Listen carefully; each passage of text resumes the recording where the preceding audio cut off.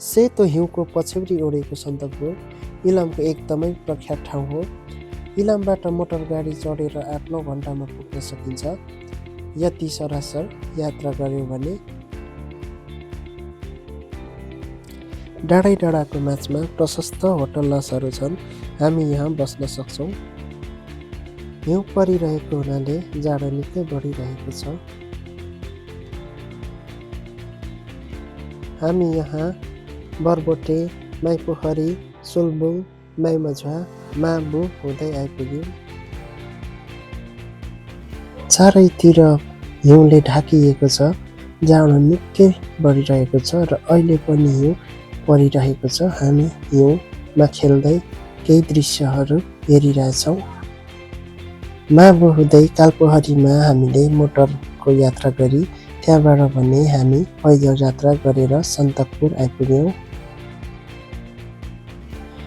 कालपोखरीमा ओर्लिएर सुरु भयो हाम्रो पैदल यात्रा। बिहानीको 12 बजे पुग्दा हिउँ भने मस्तले झरिरहेको थियो। हामी पनि घुम्न सुरु गर्दैछौँ। घाम नलगेकोले निकै चिसो छ। वरिपरि हिउँले ढाकिएको सन्दकपुर एकदमै रमणीय देखिन्छ। सन्दकपुर नेपाल र भारत बीचको पूर्वी सिमाना पनि हो।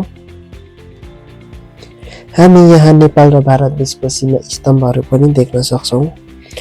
भारततर्फबाट बनाइएको बाटो निकै पुरानो हो। हिउँ खेल्नका निम्ति आएका पर्यटकहरू यहाँ हामीले देख्न सकिन्छ। जाडोमा जस्तै सुन्दर देखिए जस्तै गर्मीमा पनि उस्तै सुन्दर देखिन्छ सन्दकपुर। जति हेऱ्यो त्यति नै राम्रो देखिने सन्दकपुर। यता साथीहरूसँग गफ गर्दै घुम्दा समय गएको त पत्तै भएन। हिउँ पनि मस्तले झरिरहेको छ। अहिले हामी भारततर्फ घुमिरहेछौँ र पछाडिपट्टि देखिएको घरहरू कतिपय भारतमा पर्छ भने कतिपय नेपालमा छ। मुख्य सिमाना बाटो रहेको सन्दकपुर एकदमै रमाइलो छ। यति सुन्दर ठाउँमा हिउँ पनि मस्तले झरिरहेको बेला हिउँमाथि नै बस्दा पनि चिसो कति पनि भएन। जति हेऱ्यो त्यति राम्रो देखिने। यता साथीहरू भने फोटो खिच्न निकै समय बिताए। हिउँ परिरहेको र कुहिरो लागेकोले टाढा टाढाका दृश्यहरू पनि खासै त्यति देखिएको थिएन। तर त्यही झरिरहेको हिउँमा एकदमै हामी रमाइरहेका थियौँ।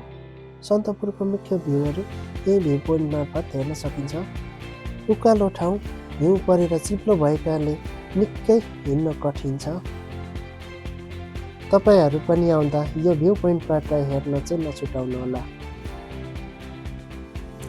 हामी आउँदा यति सुन्दर छ भनेर त सोचेको पनि थिएनौँ।